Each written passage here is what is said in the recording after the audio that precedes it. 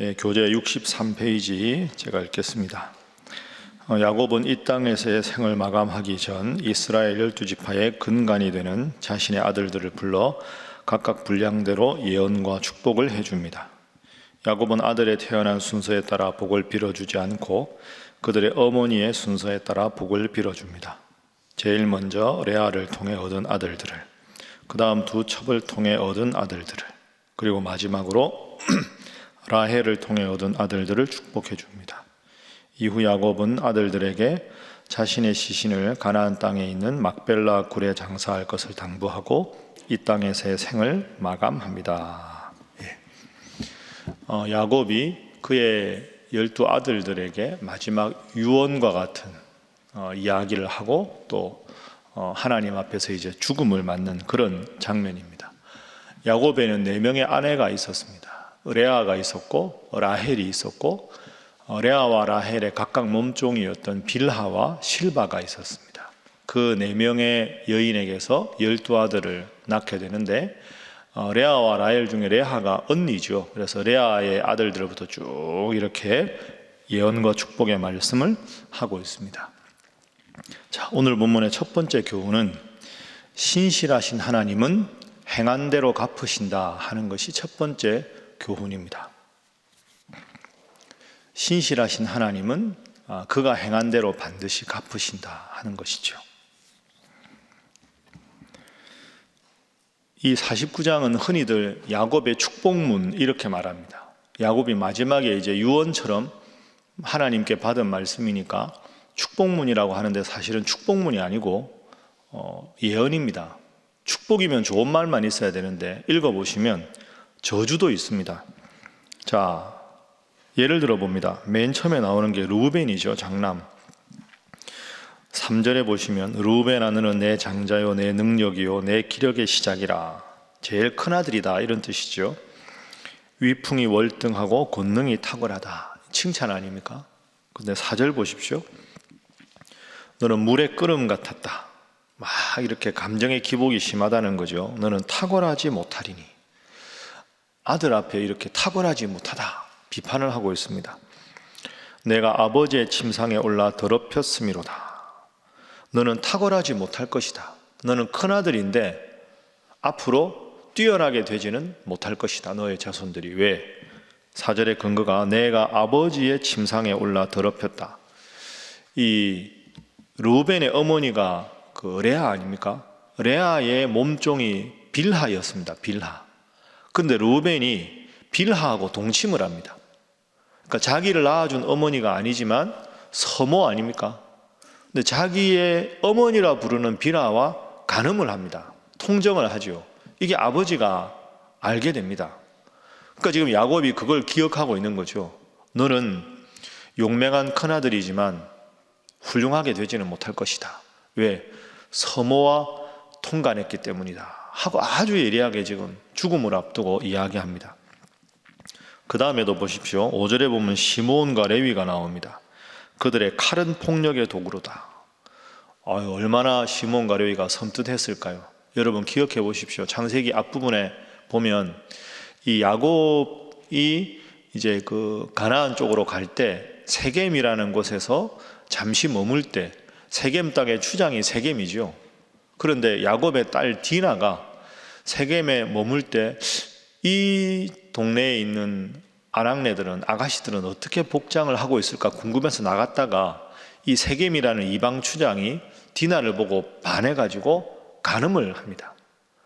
그래가지고 이제 야곱에게 와서 당신네 부족하고 우리 부족하고 서로 이제 통혼을 하자. 그리고 우리가 땅을 줄 테니 여기 살아라. 이렇게 이야기를 하죠. 그때 이제 디나의 오빠들이 시므온과 레위입니다. 내 여동생을 겁탈하다니. 그 앙심을 품고 우리는 하나님의 백성이라 남자들은 다 할례를 받아야 된다. 할례 받지 않은 그 족속과는 우리가 서로 통혼을 할 수 없다. 그 세겜은 지금 디나에게 반해 있으니까 알았다. 우리가 그러면 할례를 행하겠다.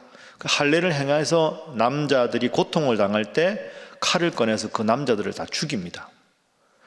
그래서 그 이야기를 야곱이 듣고 큰일 났다. 너희 두 아들들 때문에 내가 이 땅에 살지 못하겠다고 허겁지겁 옮겨가지요. 그러니까 지금 야곱에게는 그 기억이 있는 겁니다. 그러니까 지금 5절에 보십시오. 시몬과 레위는 형제지만 그들의 팔은 폭력의 도구로다.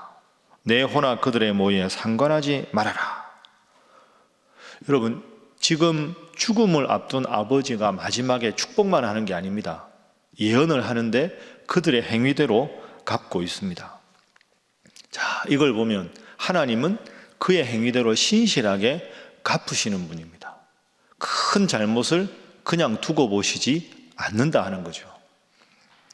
여러분, 좀 부담스러우시죠? 아유, 나도 옛날에 크게 잘못한 게 있는데 그럼 하나님이 다음에 내 자손들에게 이런 벌을 주시려나? 그 걱정을 안 할 수 있는 방법이 있습니다. 철저하게 하나님 앞에 회개하면 됩니다. 오라 우리가 서로 변론하자. 너희 죄가 주홍 같을지라도 눈과 같이 희어질 것이요 진홍같이 붉을지라도 양철같이 되리라. 본인이 하나님 앞에 잘못한 게 있으면 하나님 앞에 회개하면 하나님은 용서해 주시는 분인 줄로 믿습니다. 그런데 과거에 큰 죄를 지었는데 하나님 앞에 스스로 회개하지 않으면 그 죄가 그대로 남게 되잖아요. 그러면 이런 벌이 하나님께서 자손들에게 임하게 하실 수도 있다. 이게 신실하신 하나님입니다. 잘못한 게 너무 많은데 그냥 그대로 두시고, 악인의 형통함을 그냥 두고 보시고, 의인의 고난을 그냥 두시는 분이면 공의로운 하나님이 아니지요. 하나님은 우리의 행위대로 철저하게 갚으신다. 그래서 우리가 부족하고 허물 많은 죄가 있으면 하나님 앞에 회개하면 하나님은 갚으신다. 그러니까 회개하지 않은 르우벤, 회개하지 않은 시므온과 레위에 대해서 아버지 야곱을 통해서 예언하시는 하나님, 여러분 꼭 기억하시고 하나님 앞에 신실하게 살아가시되 허물이 있고 죄가 있으면 하나님 앞에 철저하게 용서를 구해서 여러분의 죄가 다 하나님 은혜로 가리워지는 여러분의 삶이 되시기를 주님 이름으로 부탁합니다. 자, 두 번째 오늘 본문의 기도 제목은 유다 자손의 복을 받게 하소서 하는 것입니다. 유다 자손의 복을 받게 하소서. 자, 이제 시므온과 레위가 끝나고 8절부터 유다 자손에 대한, 유다에 대한 예언이 나옵니다. 다 읽어보시면 제일 좋은 복을 받는 지파가 유다 지파입니다. 자, 8절부터 제가 한번 보겠습니다. 여러분도 함께 보십시오. 유다야, 너는 내 형제의 찬송이 될 것이다. 유다의 히브리어 발음은 예후다입니다. 예후다. 예후다라는 말의 뜻은 찬송, 이런 뜻이죠. 그러니까 너의 이름대로 8절 말씀에 모든 형제가 유다에 살아가는 모습을 보니까 하나님께 정말 복이 되는구나 하고 하나님께 찬송하는 도구가 유다 내가 되기를 바란다. 좋은 칭찬이죠. 내 손이 내 원수의 목을 잡을 것이요 내 아버지의 아들들이 내 앞에 절하리로다.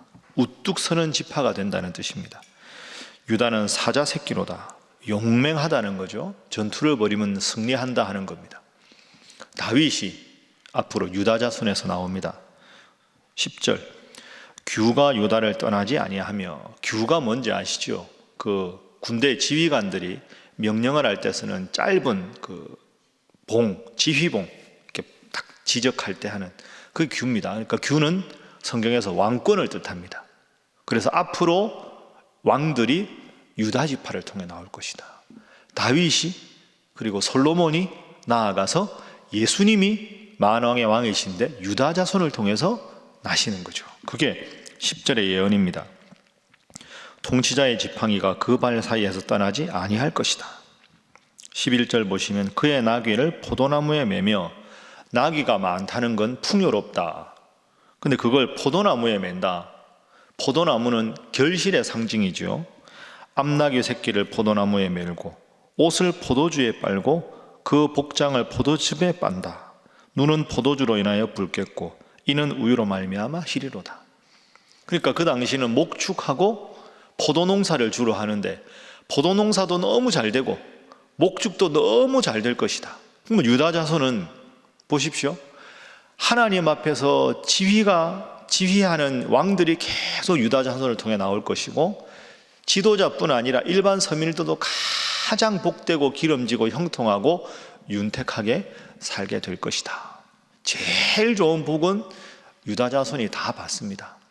여러분, 이 말씀은 쓰여진 말씀입니다. 그런데 이 쓰여진 말씀은 객관적인 말씀이지만 오늘 이 말씀을 붙잡고 우리가 기도할 때 하나님, 유다 자손에게 8절부터 12절에 허락하신 이 귀한 약속과 축복을 저와 제 자손에게 주옵소서 하고 나에게 주시는 말씀으로 받으면 하나님께서 여러분을 유다 자손과 같이 크게 사용해 주실 줄로 믿습니다. 성경에 무수한 축복문이 나옵니다.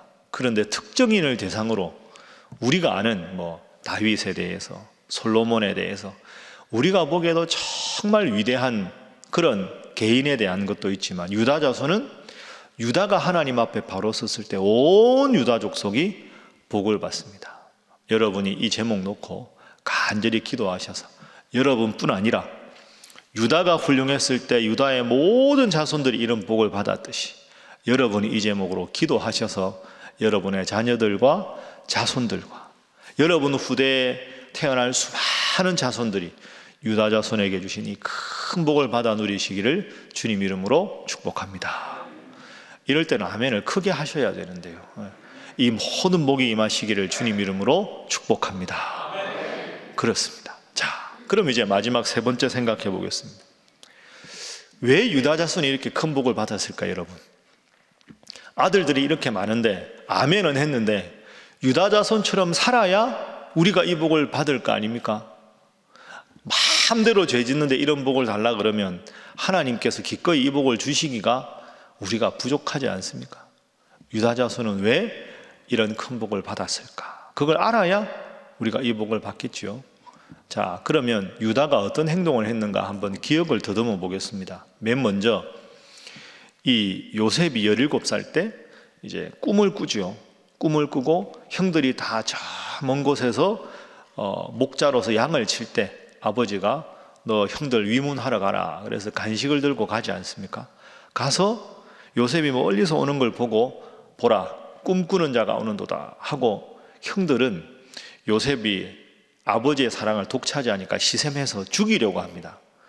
저놈을 죽여버리자. 죽이고 짐승 하나 잡아서 피를 묻혀서 아버지 짐승에게 찢겨서 요셉이 죽었습니다. 우리가 어쩔 수가 없었습니다. 이렇게 거짓말하자. 그랬을 때 유다의 행동을 가만히 보면 죽이지는 말자. 그래서 차라리 우리가 노예 상인에게 팔자 하고 권해서 죽이지 않도록 한 사람이 유다입니다. 그러니까 처음에는 죽이자. 구덩이에 파놓자.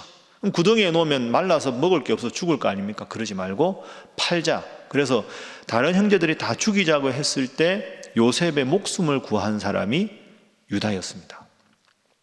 그리고 그 다음 사건을 보면 처음에 이제 양식을 애굽에 흉년이 들었을 때 이제 형들이 다 가서 요셉이 총리 대신 된 건 모르고 이제 양식을 받으러 갔을 때 너희가 어디서 왔냐? 예, 아버지가 저 멀리 계시고 막내 동생도 있는데 저희가 형제들이 양식을 얻으러 왔습니다. 그렇게 이야기했을 때 그럼 다음에 올 때는 동생 데려와라. 그래서 베냐민을 데리고 오라고 하지 않습니까? 그 두 번째 갈 때는 베냐민을 데리고 가죠. 근데 야곱이 베냐민을 못 데리고 가게 합니다. 내가 요셉도 잃었는데 막내 베냐민도 잃을 수 없다. 그랬을 때 아버지, 베냐민을 데리고 가야 양식을 얻습니다. 양식을 얻어야 우리 식구들 살 수 있습니다. 베냐민을 데리고 가서 베냐민이 다시 돌아오지 않으면 제가 책임지고 제가 볼모로 남겠습니다. 아버지, 베냐민 데리고 가게 해주십시오. 제가 책임지겠습니다. 해서 베냐민을 데리고 가게 설득한 게 유다입니다. 그리고 베냐민을 데리고 와서 베냐민의 거기다가 이제 그 은잔을 넣어서 다시 돌아와서 요셉이 데리고 와서 왜 이렇게 감추었느냐 거짓으로 했을 때 요셉에게 가서 총리 대신이요, 저희가 이런 일 하지 않았습니다. 제 동생을 여기 볼모로 잡지 마십시오. 여기 제 동생 베냐민을 두면 베냐민 안 데리고 가면 저희 아버지 돌아가십니다. 저는 차마 그럴 수 없습니다.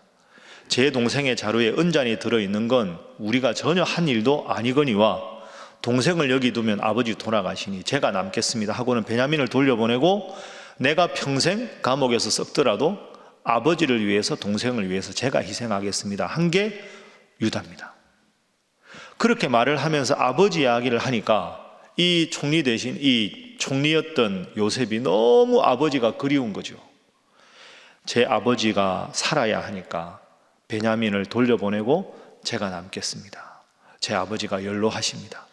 막 그러니까 이 요셉이 그리운 아버지 생각에 좌우를 물리고 펑펑 웁니다. 그리고는 형들에게 형님들 제가 요셉입니다 하고는 자기의 신분을 밝히지요. 그렇게 하게 한 계기를 만든 사람이 유다입니다.